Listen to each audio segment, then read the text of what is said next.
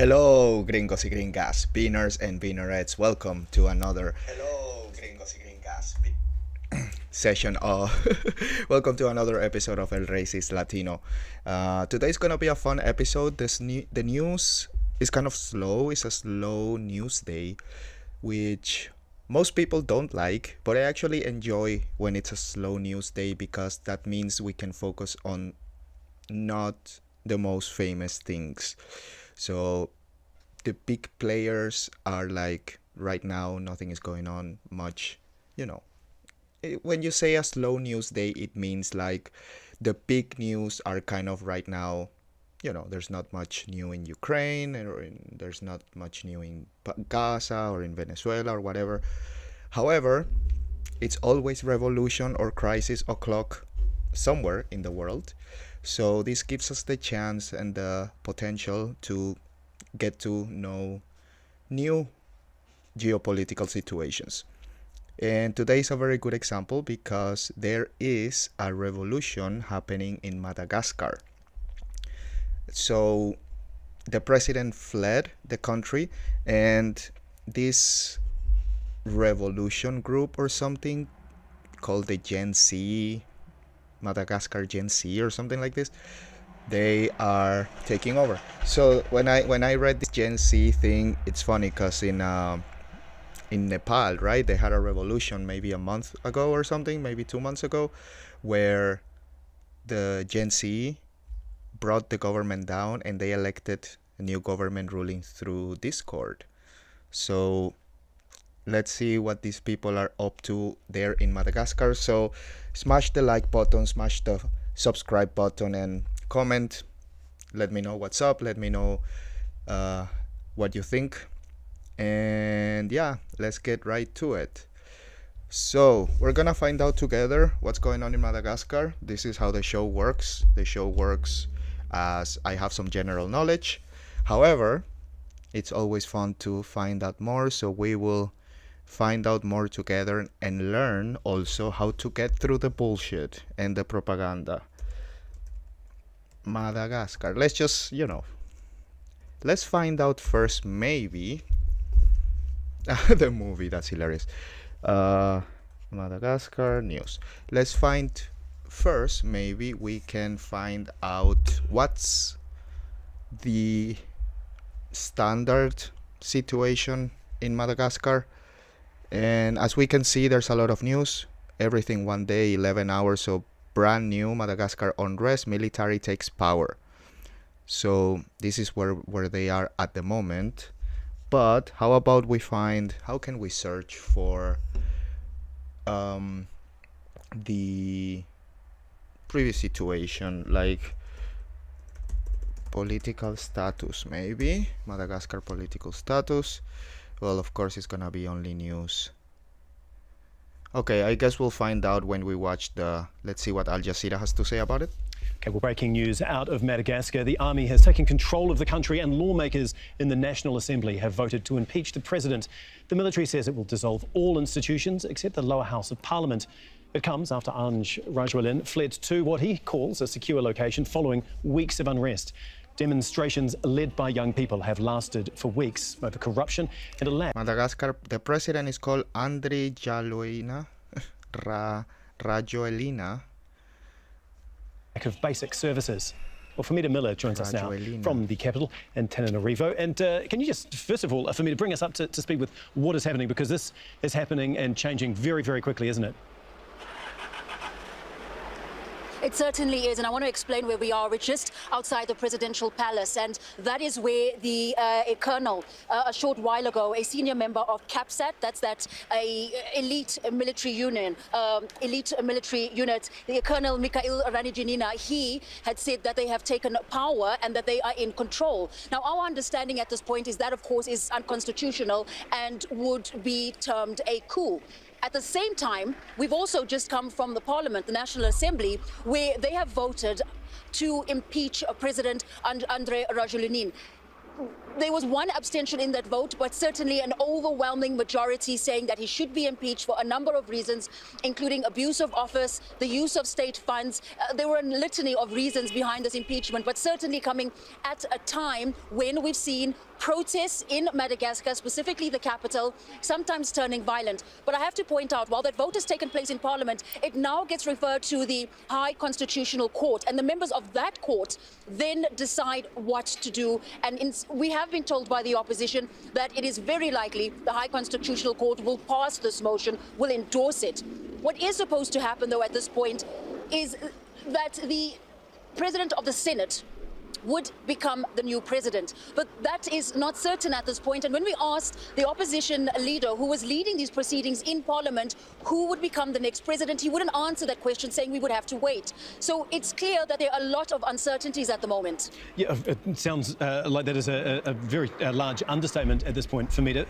This all started with Gen Z protesters rising up and taking to the street. So have we got any sense of how they feel about the army?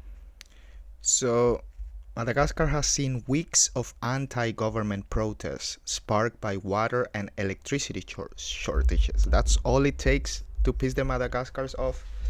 Just water and electricity shortages, that's all it takes. Jesus Christ. Yeah, good for them that they always have water and electricity, and then when it stops, they just bring the government down. I guess we should take an example from the Madagascars, right? Like, yeah, there's old people in other African countries, South American countries, and probably Southeast Asian countries that, you know, have very limited, definitely in Africa, for example, they have very limited access to drinking water. So they walk whatever amount of kilometers and they carry these big things in their head and stuff. That's fine. They do that every day for generations or whatever. And electricity, dude, that's a luxury. So yeah, these people just get pissed for that. Kudos to them. Army now taking control of the country. Some UN aid trucks enter Gaza. Many of the protesters we've spoken to in the last few days have just wanted the president out. That is their key focus. But many of them have also not looked beyond that. Many of them responding positively to the developments so far, which essentially comes from a place of anything is better than the president because of how in these 16 years he has not delivered. This is what they have said. We also look back to the initial installation of Rajoelina as president in Madagascar 16 years ago. It's the same CAPSAT, this military unit that in a coup brought him to power. And now it appears the very same unit is now pushing him out. We are not certain of where the president is. He did address Malagasys, people from Madagascar, in a Facebook Live on Monday night, saying he's in an undisclosed location for his own safety, for his protection, not confirming that he has left Madagascar. However, our sources have said that he has left the country. People here, though, at this point, are not necessarily concerned with his, what we would call his disappearance at this point. Very much happy that he is no longer running Madagascar, even though following this vote in Parliament, there is no president of Madagascar at the moment. Okay, thank you so much for all of that, Famida. We will keep a very close eye on the fast-moving developments there. Famida Miller for us. Yeah, that's normal. Okay, so this dude, let's see. This dude escaped, of course, to an undisclosed location, of course, for his protection. Yeah, his money also went with him, probably. Let's see if we can find out more about this guy. Maybe something that is a bit older than one day ago.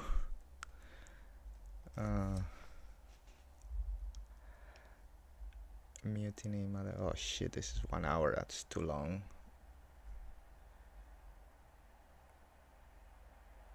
Okay, flees army, mutiny and protest. He was speaking at the UN. He advocates unity and climate action. Oh snap.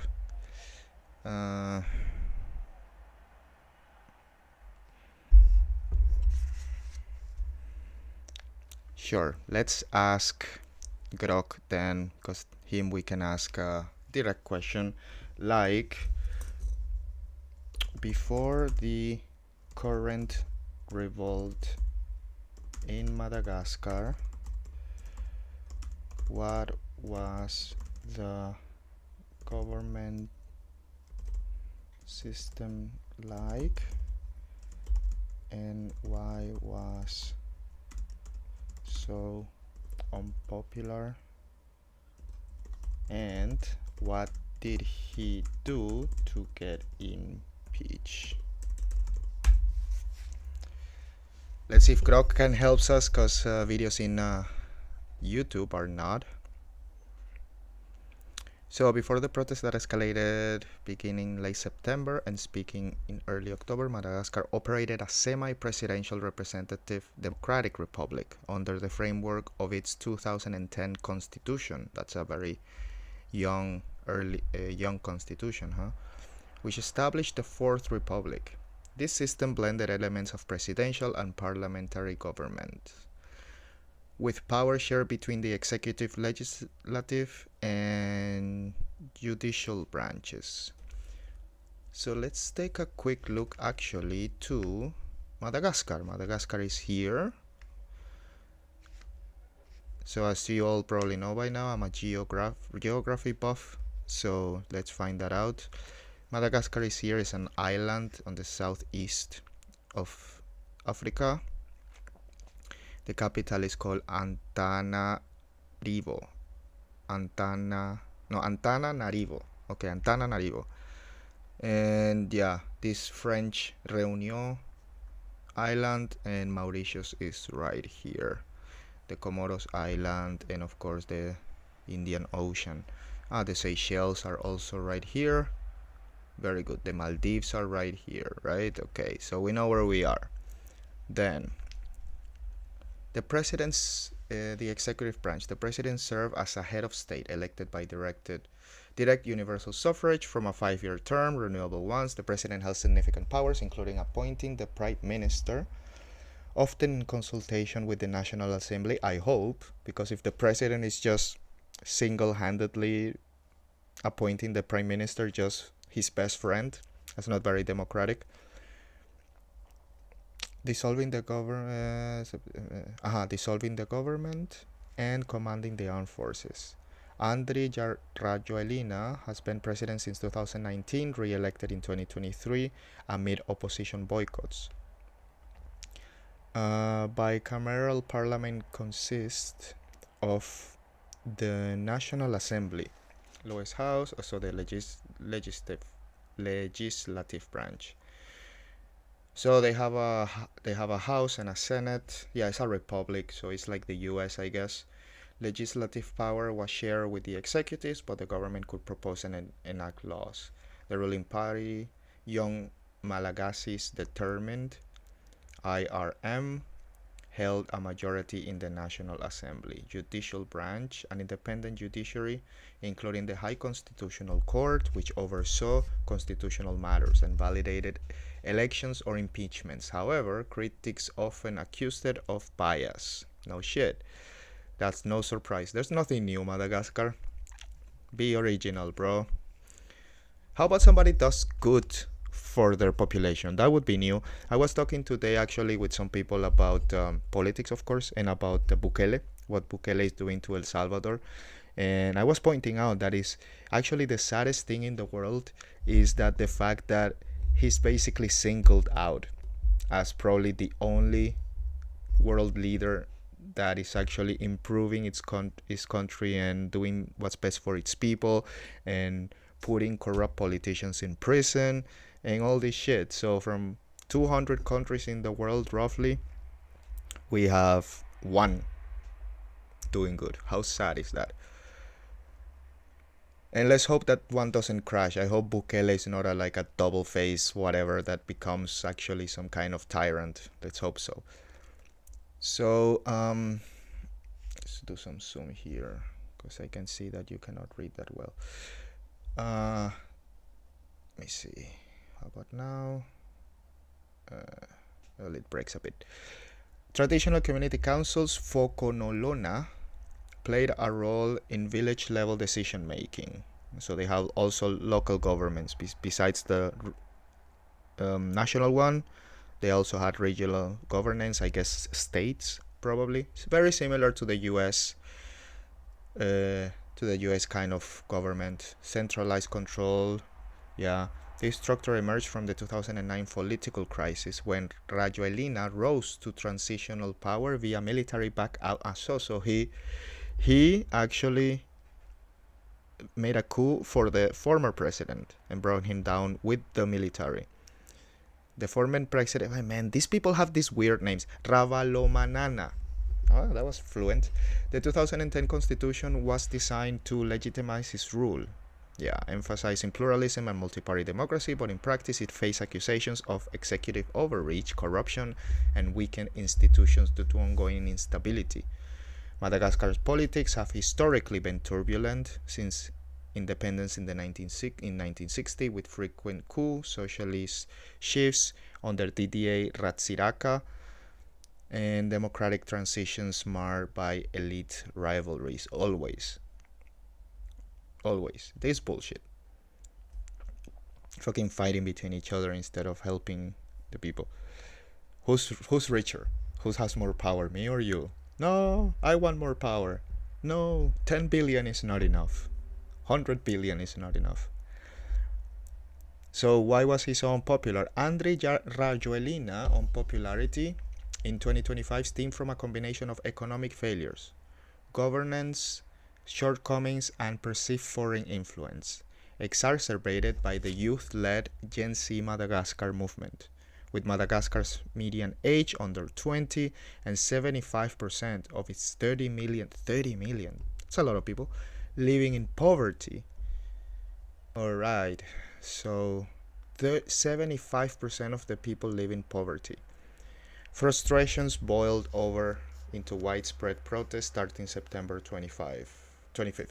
Initially over utilities, so no water, no electricity, but then expanded into systemic grievances. Key reasons included chronic service failures and economic hardship, frequent power outages, up to 8 hours daily, affecting 2/3 of the population. So the 75 poor. I'm sure the elite had power and water. And water shortages cripple daily life, agriculture, and businesses. GDP per capita has stagnated around $600 annually, with food prices soaring amid droughts, cyclones, and post-COVID recovery issues. Who doesn't have post-COVID issues?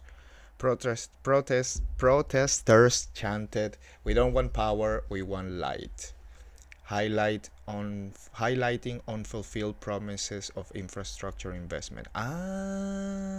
So there it is. He promised he was gonna invest in utilities, and then he didn't. He just stole the money probably, or gave it to his friends so they could keep him in power. Corruption and bad governments. Rajoelina's administration was accused of systemic corruption in public utilities, elite enrichment. That's not new. His nepotism. His 2023 re-election was boycotted by opposition as fraudulent, further eroding trust. This I believe. I definitely believe it was fraud. I don't have any evidence to say that it's true, but I see it's very realistic. 70%. The same amount of percentage of poor people in your country.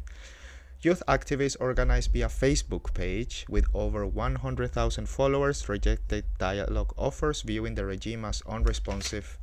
That's also not new. They don't want to talk to their people. And crushing dissent. Also not new. It's just the same fucking formula from all of these corrupt dictators. Don't world leaders understand that if you're a guy like Bukele, let's use this as some example since we're talking about him. Also, there is no other examples in this planet to use. But if you are Bukele and you bring prosperity to your country, to your people, you bring them stability, most of the people, all they want to do is live in peace. Just go to work, raise their children, everybody's willing to pay taxes. Just leave the people the fuck alone, man, and leave them alone and just support them, help them. They're helping you. I mean, they are the only reason that the leaders are there. Without a people, there's no leader, right? So if you treat them nice, they will vote for you forever. Like, I don't know much about the constitution in El Salvador, but even if the constitution in El Salvador just allows 2 terms, for example, like most countries, if Bukele keeps doing what he's doing, the people are gonna be more than happy to just make him king. Who gives a shit? Like, there's nothing against dictatorship or monarchy or anything like that in general. It's just the problem is that the people that end up becoming the kings, queens, emperors, whatever the fuck, or dictators, tyrants, they all end up being fucked, man. They all end up being evil and stealing and just killing people and oppressing. Nobody can somebody be good to their people? They're gonna be more than happy to allow you to have the power until you die, bro. Just, yeah, nobody cares. Everybody just wants to be happy. Nobody cares if Bukele becomes a dictator, but he keeps doing good for their people, and the whole planet is like, oh, you see, I knew he was a dictator. So what? It's the safest country in Latin America, in the American continent, I think, North and South, the Americas, after being the most dangerous country in the world in 5 years. You don't like, yeah, stay forever, bro, because whoever is gonna come next is definitely gonna be worse. So if you wanna be a dictator and rule for the rest of your life, just be nice to your people, man. It's like, it seems to be so obvious, and yet nobody can do it. Nobody. All of the dictators, they just wanna oppress with an iron fist. It's ridiculous, in my opinion. It's just, for me, I don't understand it. Make the people rich and happy, and they will be happy to give you power. What's the problem? Repression and high human rights concerns. Let's keep reading here. Security forces use tear gas, rubber bullets, and live ammunition. Whoa. Killing at least 22 and injuring over 100. That's what the UN says, though the government disputes it, obviously. There's always this issue, but people got killed for sure. This fueled outrage, especially among Gen Z, inspired by global youth uprising in Kenya, Nepal, and Bangladesh. So this Nepal we spoke about. Maybe we learn more about Kenya and Bangladesh in future episodes. That would be fun. If next time the news are slow, we can then point our eyes into Kenya, Bangladesh, and other countries. I heard there's stuff going on in Burkina Faso also. So we can update. This was about maybe a couple weeks ago that I heard some news about Burkina Faso. I think Burkina Faso is somewhere here. Where's Burkina Faso? Where's Burkina Faso? Let's find it. Let's find it. Yeah. Oh, there it is. There it is. Western Africa. Yeah, right on top of Togo, Ghana, Ivory Coast. Oh, here's Liberia, Mali, Nigeria, etc. So, perceive foreign ties and illegitimate. And what's wrong with me today? I cannot read. Illegitimacy. Holding dual French Madagascar citizenship. It shouldn't be allowed for a president. Anybody. This is a very controversial topic at the moment for other reasons, but in this connection, anybody who's in government, in the army for that matter, or anybody that has to do, that's my opinion, anybody that has to do with how the country is run should not be allowed to have dual citizenship. It's like if you have more citizenships, that's kind of loyal. I connect that to loyalty. Which country are you loyal to? So if your loyalty is split, how do I know? First of all, how do I know how split is it? Because if you are, for example, like this dude, if you are French Madagascan or Madagascarian, then Madagascan, lol.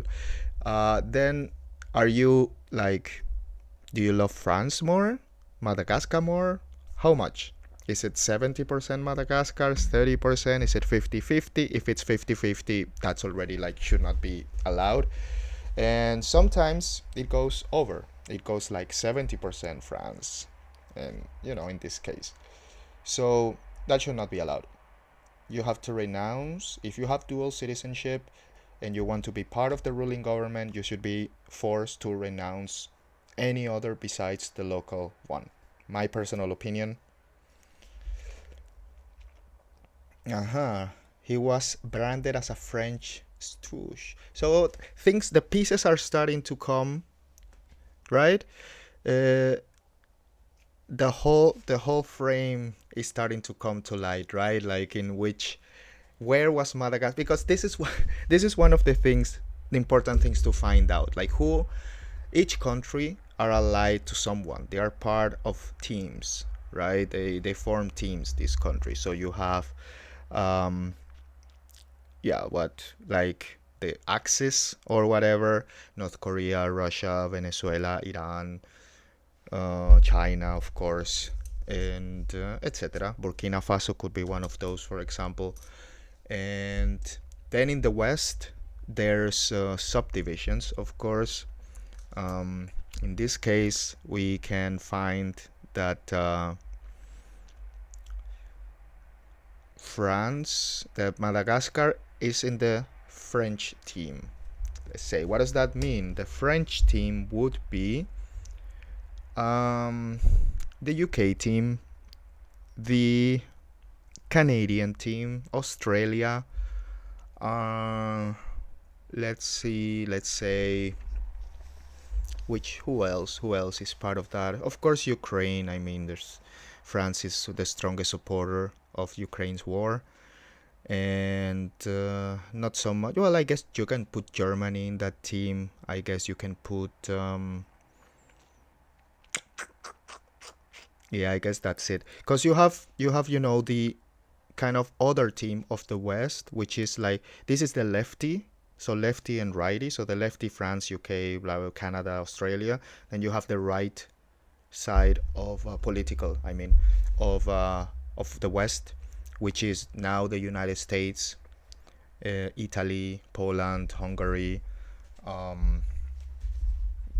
Argentina, for example.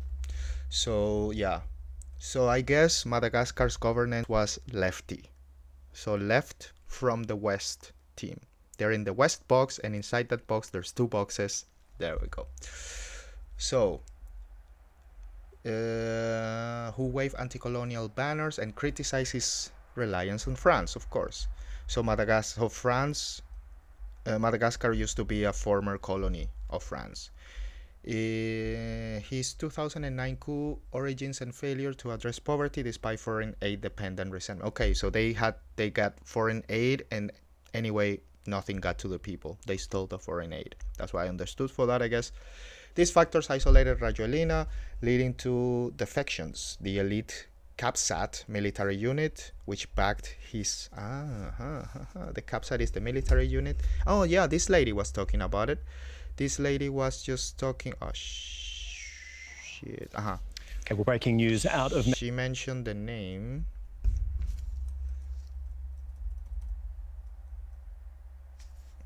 Let me see 1 second. I will tell you where it is. Because she couldn't remember the name and she was looking at on the phone. It's really funny. I didn't want to call her out then, but yeah, too late. Where was it? Is the moment... there it is, when she's looking on the phone.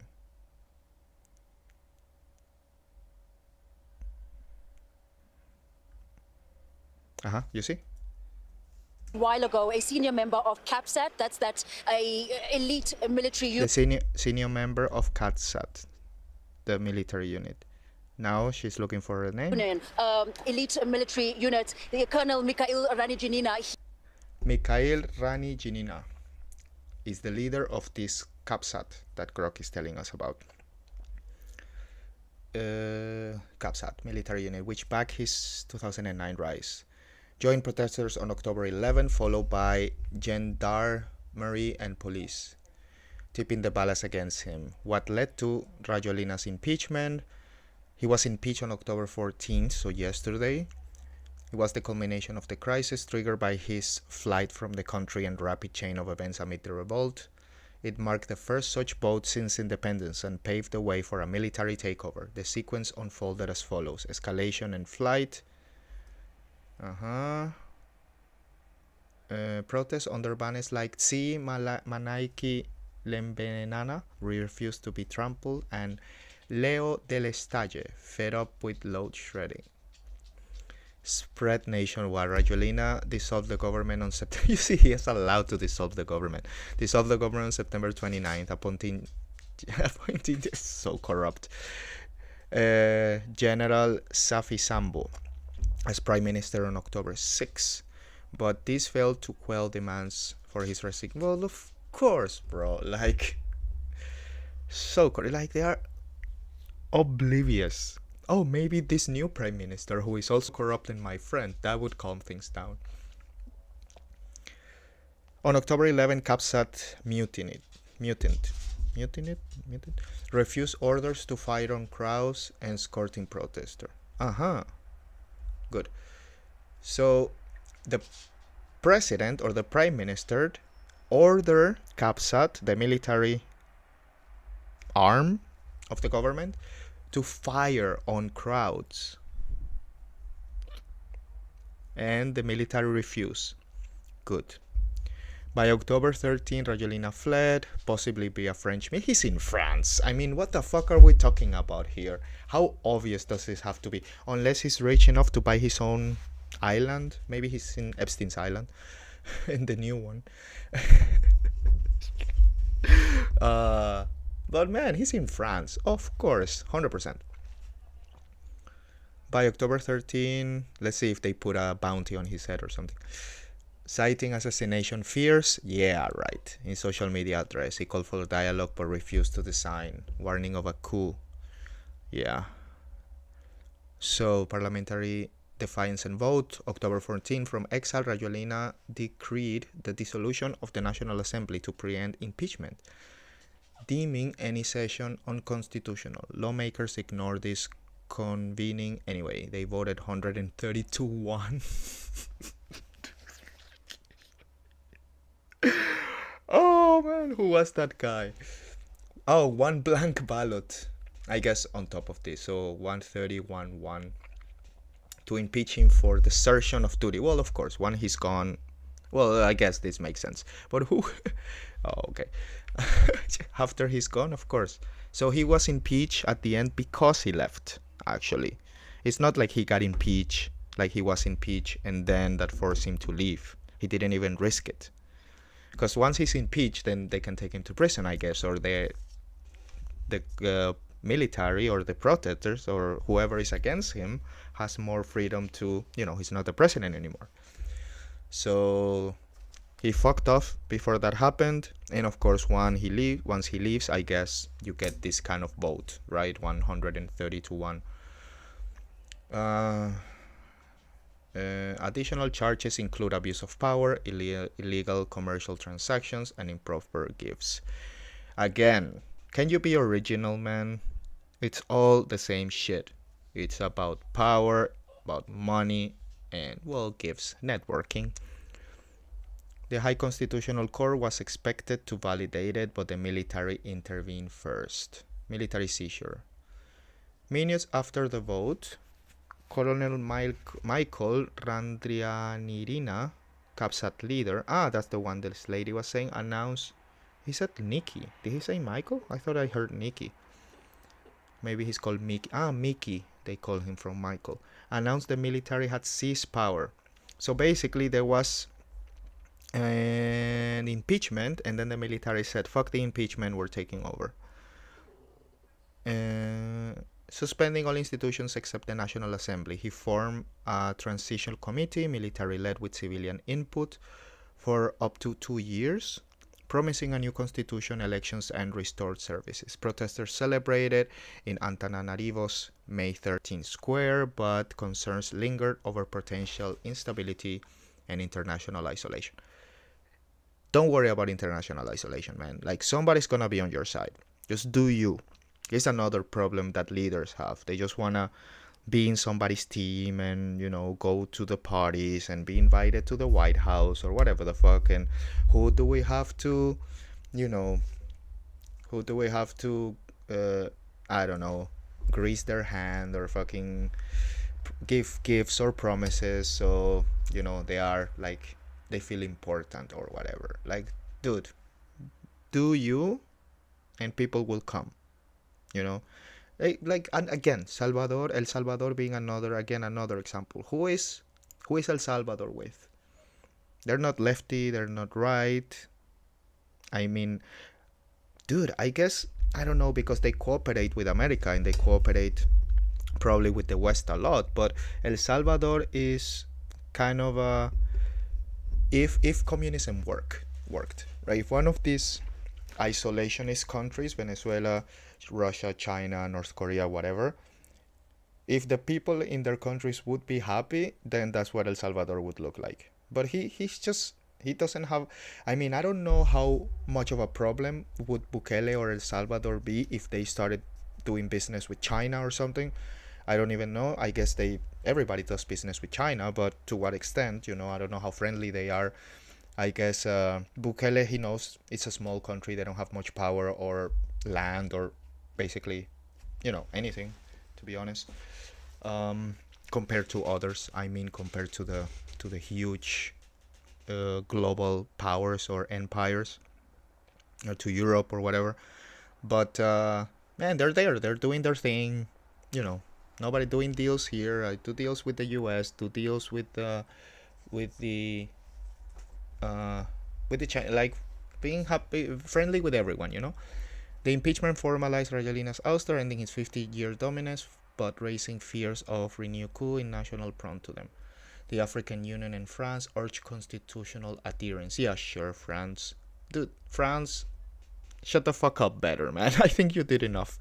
While the transitional shut up aims to address root causes like poverty and utilities. Okay, so now we know what's going on in Madagascar in general. Like, we have a general picture, right, of what Madagascar is like. Let's say, oh man, I don't trust DW. Oh man, they're such propagandists. Oh man. Fine, let's give them a chance. And Madagascar's military says it is in control of the country after the president was impeached while in hiding. He fled the country when a powerful military unit joined anti-government protest. The demonstrations were sparked by high unemployment and corruption allegations. At least 22 people have died in the unrest. Drama and celebration in Madagascar at the impeachment of President Hans Rajoelina. Protesters in this northern town and across the country had been demanding his resignation for weeks. But they had a warning for his replacement. It feels like we've just been released from prison. We know all the harm he has done. I'm truly relieved that Hans Rajoelina is no longer in power. This is also a message to his successor. Learn from this and don't make the same mistakes. I have a question before we keep going. What language do they speak in Madagascar? Oh man. That's the fun thing about not knowing shit about a country, right? I can imagine, let me guess, of course, I'm sure some people speak French. I mean, the occupation started in the 60s, right? They said in 1960. Maybe not anymore, but like most African countries, they probably have their own language, probably many languages, probably many dialects in the south, in the north. So we'll find out how many, if many, whatever I wrote. Malagasy they speak. Oh, okay. I've seen this before. Malagasy language, Austronesian language, and dialect continuum spoken in Madagascar. Standard variety called official Malagasy is one of the official languages of Madagascar, alongside French, as I assumed. I can imagine people learn it in school and stuff, but I can also imagine that nobody speaks it on the street or whatever. Maybe yes, who knows. Malagasy is the westernmost Austronesian language brought to Madagascar with the settlement of Austronesian speakers from the Sunda Islands. Okay, so they speak Malagasy. Native to ethnicity, that's the ethnicity. Language, Malayo-Polynesian. Okay, all right.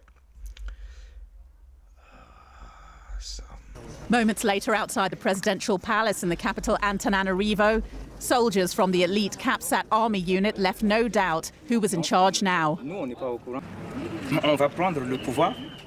We have taken power from today, and we have dissolved the Senate. The army also scrapped the top courts and electoral commission, and they set out a plan for what happens next. Yeah, that's definitely not French. This is all I can say, and I can imagine after Rajoelani, I hope I'm remembering that correctly. After Rajoelina's kind of demonizing of his French contacts, I can imagine nobody wants to fucking do any. Nobody's gonna be speaking French for a while. That's like right now Ukraine, where most of the country, if not all of the country, speaks Russian. If you go to the very west, maybe in Lviv, yeah, they speak Ukrainian on the streets. I cannot say if they know Russian. Maybe even not. It's possible that they don't even speak Russian. Probably they do, but I don't want to say that with certainty. But from Kiev to Odessa to, well, Crimea, of course, was like mostly Russian. And from Kiev to the east is basically Russian. But since the war started, everybody's like, fuck Russian. Everybody, like, Ukrainian language became, 100 times more popular. Nobody's speaking Russian anymore. Everybody's speaking Ukrainian. So this kind of same spark we can probably find here for sure. It's like, who knows? They might stop teaching French. What we will do is set up a committee or a council. Is this French? Council it might be will French, be and I'm composed talking of out of my army ass. officers, gendarmerie officers. I don't know. That's maybe French. in time. I am so fucking talking out of my ass saying that they will never speak French, and this dude is speaking French. Why are you not speaking Malagasy, bro? There will be senior civilian advisors in it. That's French, The bro. soldiers promised That's new surprising, elections to be within honest. 2 years at least. At least 2 years. The protesters So shout, minimum? "Thank you, Colonel." Yeah, let's The see what soldiers happens in the changed next sides over the couple of weekend years. and threw their support behind the Generation Z protesters. This youth-led movement had taken to the streets in frustration over water and power shortages weeks ago, and the demonstrations grew into unrest over corruption and poverty. But Madagascar's power struggle is not over yet. The president is in hiding, but insists he is still in power, and his office made a statement calling the coup a serious breach of the law. The United Nations says it's concerned about any unconstitutional change of power. It urged parties to work together towards a peaceful solution. And let's get more now. We're joined by Gaëlle Boggia, Pulitzer Prize-winning journalist. She's joining us from Madagascar's capital. Oh, the president is... The president is asking the people to follow the constitution and not break the law. That's hilarious. That is really funny. It's like no shame. There's zero shame. No. When is it gonna be the time when one of these fucking corrupt presidents just go online and say, guys, I apologize. It got the best of me. I got power, hunger, and this fucking greed. And oh man, it's. I apologize. I apologize to everybody. I'm gonna leave you alone. It'll never happen again. Like, I'm out. Thank you, and I apologize again. I will donate. Yeah, that's going too far, I guess. But, if we would donate something, but just apologize, man. When is it gonna be the first time when a fucking government official apologizes? I would like to see that happening. Capital. Thank you so much for your time. We understand Madagascar's military says it has seized power, but the country's president, who is in hiding, insists that he's still in charge. Who's running the country?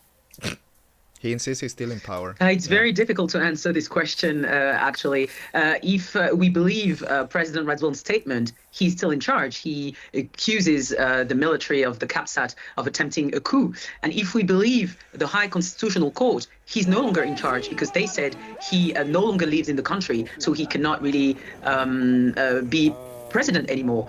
What the MPs did is vote for his destitution on Tuesday morning. But while they were doing it, President Radziwill issued a decree to dissolve the National Assembly.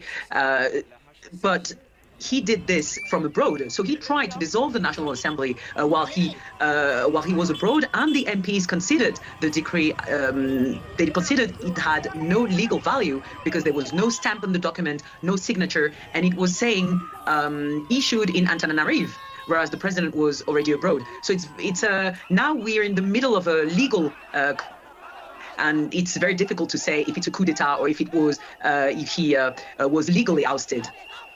And as you've mentioned there, I mean, parliamentarians, they have voted to impeach the president following weeks of protest. Where does this process now go after this military takeover?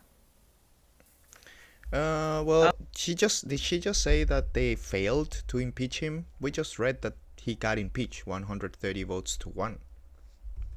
Is X lying, or maybe they don't know? You know, maybe this DW, maybe this lady doesn't know, who knows? Or the people actually writing the script that she's reading. What the Colonel Michael Randrianirina said on Tuesday inside the presidential palace, he said, we are now in charge. We're going to dissolve the Senate, High Constitutional Court, almost all institutions, and we're going to create, we're going to set up a radical change. So that's, they said there's going to be a referendum in 2 years' time from now. They're going to create National Defense Transition Council, and they're going to be in charge until the new election. There's going to be a new government, a new prime minister will be nominated, so everything will change, but this whole council will be temporary. The Colonel Michael Randrianirina is supposed to organize election within 60 days if we listen to a high constitutional decision. We are also hearing that it's a special forces unit which is behind the spearheading of this military takeover. Can you tell us a little bit more about them? CAPSAT military unit is well known because they... Okay, so it's getting confusing. I'm sorry, but he was being annoying, so I had to put him here so he doesn't fucking cry. So this lady just said that according to the Constitution, if something like this happens, the election should be within 6 months. So I guess this is kind of the the problem right now. On one side, we had this president. There was this. There were protests. He fled the country, right? They tried to impeach him and they couldn't first a couple of times. After he fled, maybe they voted, maybe not. But it doesn't matter because military took power anyway. So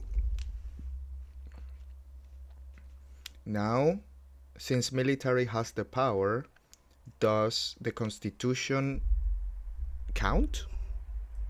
I mean, of course, obviously it has to count even with military in power, but then military is breaking the Constitution. Oh man, this is getting kind of confusing. I wonder. I mean, I guess the president is kind of right when he's saying they're breaking the Constitution, but I mean, he fled. So I can imagine there's no status or there's no code in the Constitution. If the president flees, then this happens. But man, if you flee your country as the leader of the country, you're out. Like, there's no constitution necessary for that. Common sense. They helped President Radziwill to take power in 2009. They were the one who supported him and who enabled him to become a president. They are also known because they are in charge of the ammunition of the army. The Colonel Michael Randrianirina, who is now head of state, was given a suspended sentence for endangering state security in 2023. So he was already a problem for President President Andry Rajoelina. At the time, he was placed under house arrest.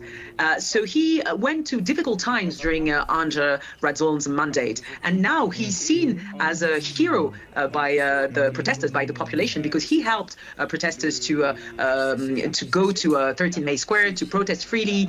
He joined the popular movement, and now he's in charge. He's the interim head of state. Kyle Boja, a journalist joining us from... How convenient that they had a beef. So in 2019, the president, I guess, indicted him and then put him on house arrest. So I guess the general of the Kapsat army, yeah, he was butthurt. That makes sense that he would actually go for, yeah, I mean, yeah, that was a last chapter flip that we didn't expect, right?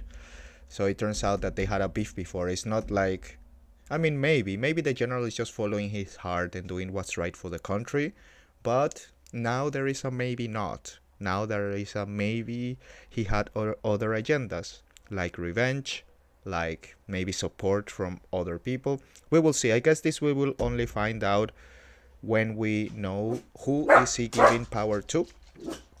But yeah. From the capital in Madagascar, thank you. For now, we just have to wait and see. For now, it's just like a big question mark. And you see, DW, I mean, they had someone. When you're interviewing someone, then of course you can trust it a bit more. Someone who's on the ground, especially. Who is the president in exile? Let's see what the French are saying. Probably born to a relatively wealthy family and privately educated, Andry Rajoelina started his career as a DJ in the clubs and bars of Antananarivo. The fresh-faced politician launched his political career after establishing himself as a successful advertising entrepreneur.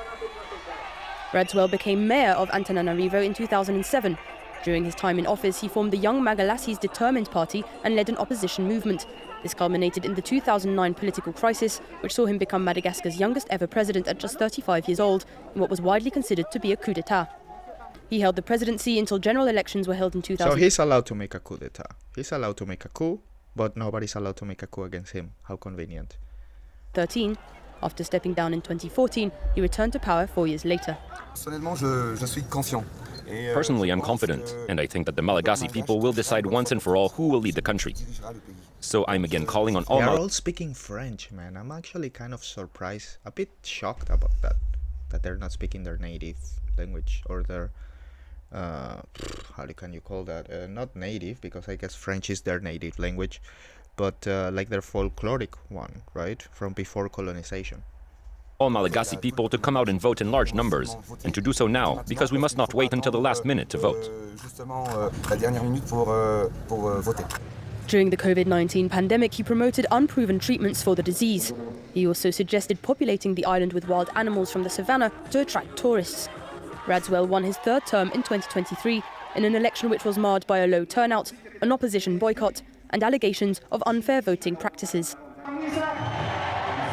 Dear people of Madagascar, I'm ready to dedicate myself entirely to the country and to run for office in order to become the president of all Malagasy people without distinction. His rule has been characterized by promises of economic development, but also by controversies, particularly regarding corruption and authoritarian governance. Interesting. I guess Ryan exposes Pakistan massacre of pro-Palestine protest. Interesting. So, the debate, Gen Z's moment, youth-led protest, go global. Yeah, they've been, well, what did we read? Bangladesh, Kenya, Nepal, and now Madagascar, huh? So that's 4. We need to find out more about Kenya and Bangladesh. The story about how did that happen. New York Post, see what they say. Madagascar's president has fled the country, the head of the opposition and other officials said on Monday, following weeks of Gen Z protests over corruption and poverty. A military source said Andry Rajoelina flew out of the African country on Sunday on a French military aircraft. On French Sunday. radio network RFI... On a French military aircraft. Of course, he's in France. He fled on Sunday night. Or Sunday morning, whatever. He said he fled on Sunday. Like, fuck off. Reported he had struck a deal with President Emmanuel Macron. The president's office did not reply to requests for comment. Opposition leader Sittini Randriana Solanyak said Rajoelina's departure came after army units defected and joined protesters. The elite CAPSAT unit, which helped Rajoelina seize power in a 2009 coup, said over the weekend that it refused to shoot on protesters and instead escorted thousands to the main square in the capital Antananarivo. There on Monday, protesters demanded accountability. After what he did, I think it's best for him to leave Madagascar. But we're not going to let him go just like that. He has to be held accountable. French? Everybody's speaking French. CAPSAT also said at the weekend that it was taking charge of the military and appointed a new army chief. That prompted Rajoelina to warn of an attempt to seize power in the island nation. Protests erupted at the end of September over water and power shortages, but they quickly escalated into an uprising over broader grievances, including corruption, bad governance, and a lack of basic services. At least 22 people have been killed in clashes between protesters and the security forces since September 25th, according to the UN. Okay. We didn't learn that much new. Yeah. Alright. Channel 4. So I never heard of this Channel 4, so let's give them a chance. Let's see what they have to say. Arrests on the streets of Madagascar. At least 22 killed in anti-government protests, according to the UN. And 100 reported injured in clashes with security forces, all figures disputed by the country's government. Gen Z accused those in power of failing to manage basic resources, blaming it for the economy and widespread poverty. And now, after weeks of protests, thousands, many of them students, gathered, calling for the president to step down, this time joined by part of the military. President Rajoelina was supposed to address the nation yesterday. Instead, he'd fled for his life. Reuters reporting he'd been flown out of the capital on a French military aircraft. It's not known where he is, but he put this on a Facebook live stream. We have all seen that the crises that have occurred in the country have led to ruin and recession. There have been real plans since the 25th of September for a coup and assassination attempt against me. On the streets of Antananarivo, they celebrated his departure, but also said accountability was key. The evacuation of Rajoel was an act of... Accountability is key, man.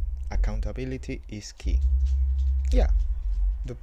What a surprise. The people want accountability for the corruption of their leaders. When do they get it? When was the last time they got accountability? Any of us. Like COVID, that's a worldwide accountability that somebody else owes us a global apology for. Who's gonna say sorry for COVID? I mean, not necessarily for COVID like the virus, but you know, like all of the dystopian measures, the lockdowns, the fucking unnecessary, all of it, like the whole story. I'm not gonna get into it. We all know. We all like, this is how most of us got red pilled. So I guess most of us know everything they did. Now, not even one person from not even one country has said like, oh shit, we fucked up. You know, nobody even one. Interference by France in Madagascar. Why? Well, because it wasn't a coup d'etat. It was just a call from the people, a call for freedom of expression. Une liberté d'expression? Yeah, she has a good point. It's not a coup. A coup is, I guess, I mean, if the people are not happy, that's actually a good point. Is it a coup if it's like the people kicking him out? That's not really a coup, that's just democracy.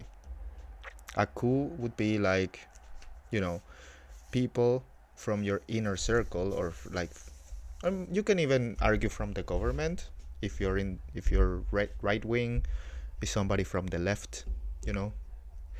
But it could also be internal, like what they did to Joe Biden and put Kamala. Many people named that a coup, so that was 100% internal. So, but if the people just, you know, say we don't want you here anymore, that seems like democracy to me, not a coup. This girl is right.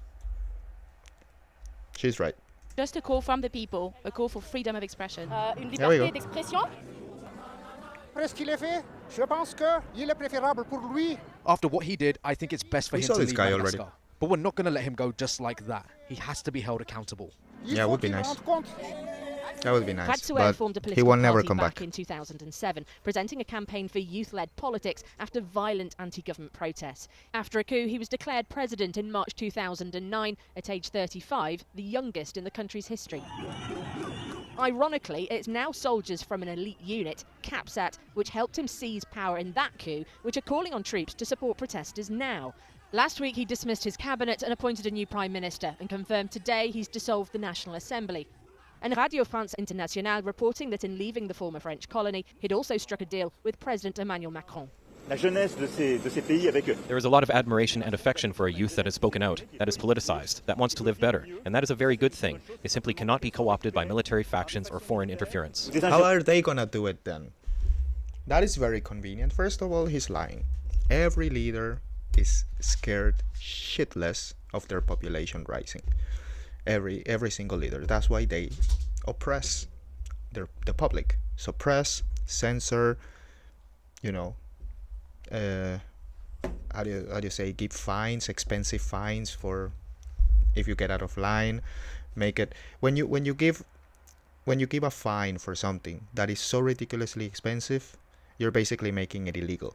But you cannot pass the law because that would be communism, right? Dictatorship or whatever. So instead of passing the law, like this, what Europe did with all of these free speech platforms, for example, like Twitter or whatever, that they were, no, it's not illegal. People are allowed to say whatever they want, but Twitter is gonna pay this fine every time this happens. You're forcing Twitter to shut down the narrative or the speech. So it's that double-edged sword that the leaders like to use. So and also on top of that, what he's saying that it's fine when the people uprise, but they're not allowed to join the military with this. Then how the fuck are they gonna do it? They cannot just go there and say go down. The military is gonna then attack. I mean, oh man, so convenient. Fucking crook. The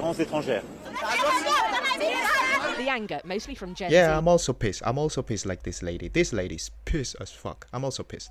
Mirrors recent demonstrations in countries including Morocco, Nepal and Kenya against ruling elites, often using Morocco the skull too. and straw hat symbol from the Japanese manga series One Piece.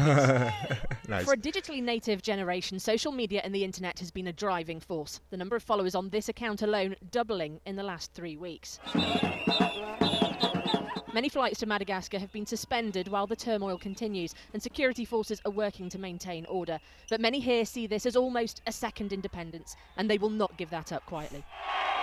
Well, joining me now is Dr. Luke Freeman from University College London, and he's a leading expert on Madagascar. Thank you for joining us. Where are you at the moment, and what's the situation on the ground? Why are you there? Antananarivo. I'm in Tananarive, in Madagascar, capital of Madagascar, and I'm following events as they're unfolding. We've had 2 days of very busy protests on the streets, and we're now in a situation of we're looking at the political ramifications of those 2 days. There's a lot of negotiating going on between different political parties, actors trying to position themselves to see where this is going to go in the future. It's difficult to know the number of dead and injured, isn't it? Because the UN figures are being cited. Have you got any comments on that? Because I know the government are also disputing those figures as well. What's that about? The government are disputing the number of deaths. They say 12, the United Nations say 22, and all of those deaths are extremely unfortunate and extremely regrettable. The real issue, though, is the repressive and violent tactics which the president, gendarmerie, those are the military police, were using against the peaceful youth protesters. And that's what brought the crisis on Saturday, when the army, who are a different branch of the armed forces, stepped in to stop the use of tear gas and rubber bullets against those peaceful Generation Z protesters. Makes sense. There's an irony here, isn't there, that the very section So he of he overextended his hand, right? He's like this Rajuelina. He got frustrated about the people uprising, and he just said to his own army, like, shoot the people. And he overextended his hand, and the army was like, dude, I mean, they did it, for a bit. They killed between 12 and 22 people, at least 12. So, yeah, after that happens, then the militaries go like, okay, I guess not anymore.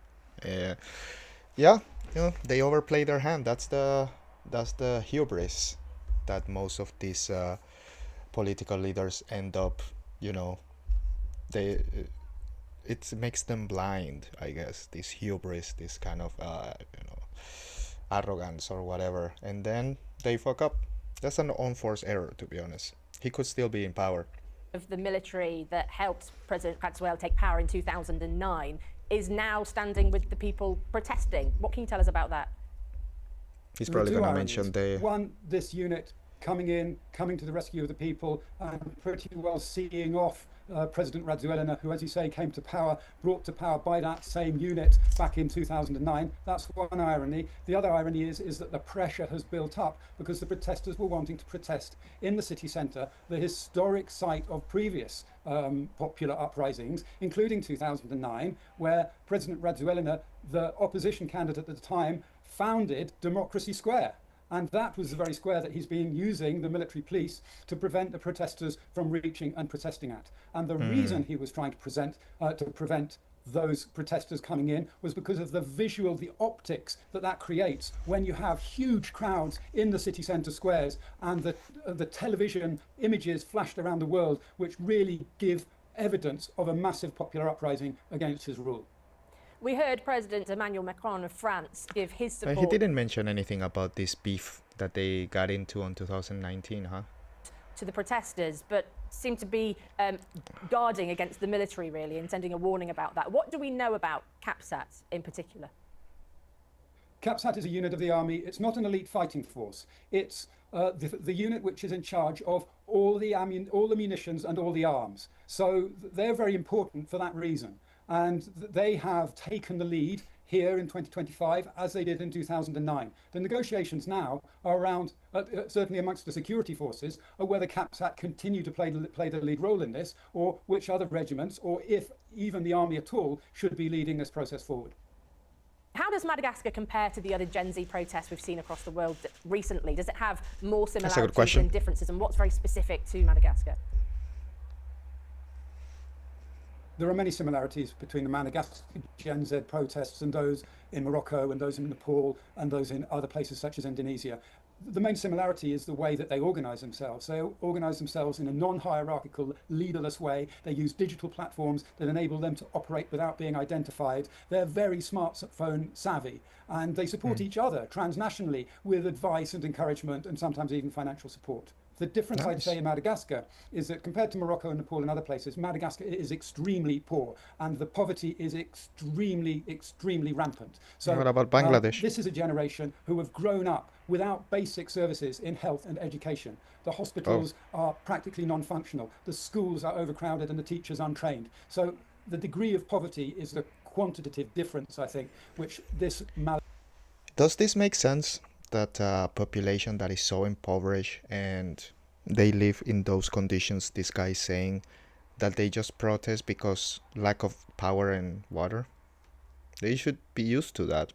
Like, I was actually, when I heard it first, I was actually expecting them to, be middle class. I don't know how to say it, like not so poor. But that doesn't seem like a good enough reason to crash the government if you are so impoverished. Interesting. That's weird. I find that weird. Maybe I'm wrong, but it might be the straw that broke the camel's back, right? It might be like, okay, you promised us water and electricity, and now you're stealing the money. So that's it could be. Gen Z generation are protesting about, and the reason they're protesting about it is because it's their future, and it's almost an existential crisis for them. They're looking ahead, looking at a world of climate change, of course, and corruption. Yeah, that's the reason to protest against any government. But why now? Like there has to be in every crisis, every protest, every fucking riot or whatever. There's a catalyst. Like you need to have growing anger amongst the population, but there's always a catalyst. There's always something that happens It was probably these 12 to 25 people dead on Saturday. But they were already protesting for a couple of weeks. I wonder what was the real catalyst before the September protest started.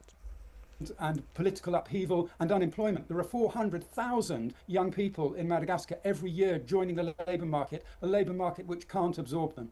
So this is massive crisis point for Madagascar and a crisis point for Generation Z all around the world. So that's a similarity and that's the contrast. So realistically, where does Madagascar go from here?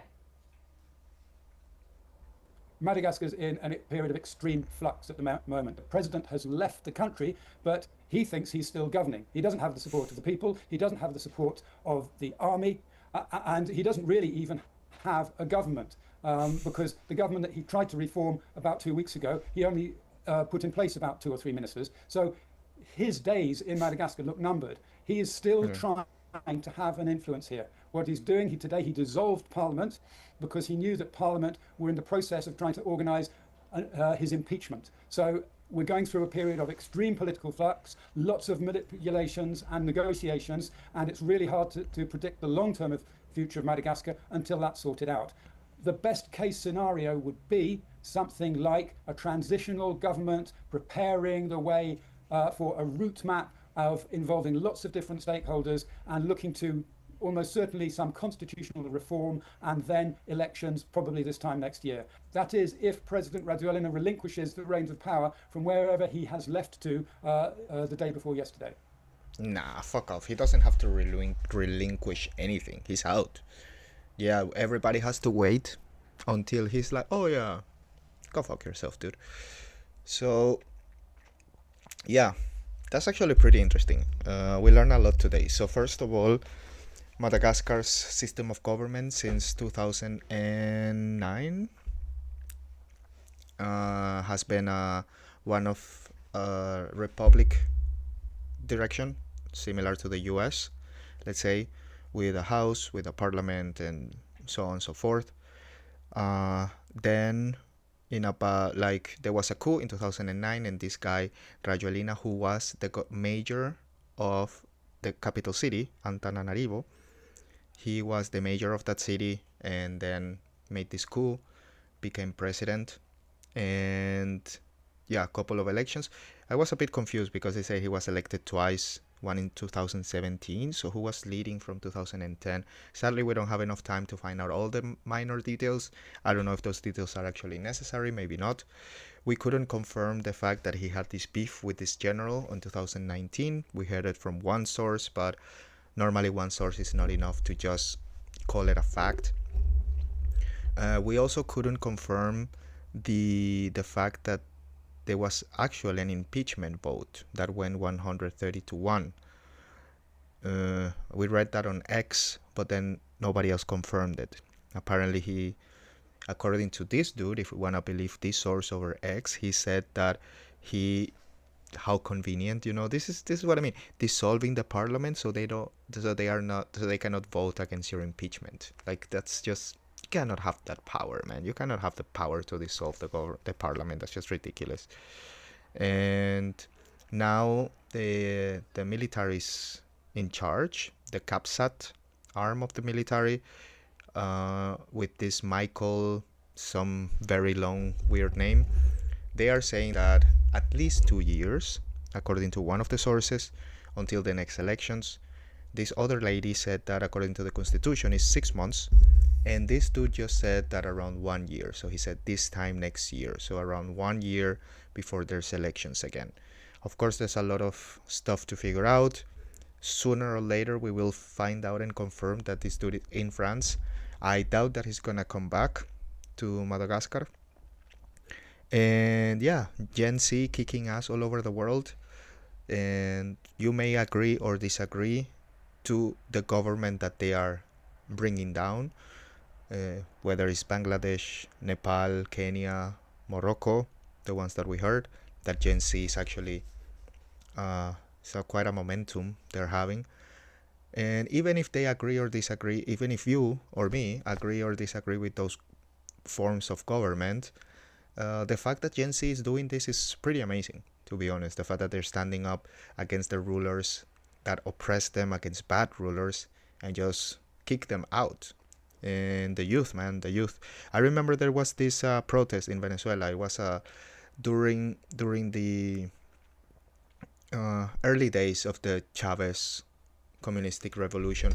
There was a period of time where the students of universities were actually the ones that were causing the most trouble to the government. You know, they were the ones actually doing the fighting. Something like back then, we're talking maybe 20 years ago. So back then it was not necessarily Gen Z. They were probably millennials. But yeah, it's the same. Just young university people that now have the resources of technology to communicate between each other internationally, to help with funding, help with logistics, and, you know, supporting each other. And this is actually very, very interesting, and world leaders should pay attention to this, in my opinion, because this is very interesting momentum happening parallel to everything else that yeah, it could get out of hand for some of the world politicians. And if this Gen Z worldwide, global Gen Z movement starts growing, starts adapting, starts putting more countries in the list, who knows? It might become kind of a unwritten rule that whoever government leader or ruler has to make sure to keep their younger generation happy. Otherwise, you're out, bro. That's the way it should be, in my opinion. It should be the rule of the people, especially the younger people, because that's their future, you know. But that's just what I think. And yeah, so that's it. That was actually very interesting. We learned a lot about Madagascar today. And yeah, just a small country in a small island southeast of the African continent, in the southern Indian Ocean. And not very often do we hear about them, but today we learned a little bit about Madagascar. I hope you find it interesting. I definitely did. Please don't forget to like, subscribe, comment, share, all of that good stuff. Let me know what you think. I'm really interested to hear from. I don't really like sharing with my friends, like, hey, give me support, you know, share, hey, can you give me a like, can you give me a sub? I don't know why. I just, you know, none of my friends know I'm doing this, basically. So it's like, it's my thing. And even if I ask them, what am I gonna get, like 20 subs, 50, you know, it's not even gonna move the needle. So I'm doing this for the people who are interested in. I may tell some friends who are interested in politics, but I don't want anybody doing me any favors, just even if they don't like politics. So I rely on your opinion. So please, if you don't mind, give me a comment. Let me know what you think. Where can I improve? Ideas or whichever you have, or just to give me shit. You can be a hater. I don't really care. And yeah, of course, like and subscribe. And yeah, it was a lot of fun learning about Madagascar today with you guys. And yeah, looking forward to tomorrow. Have a good night. Peace.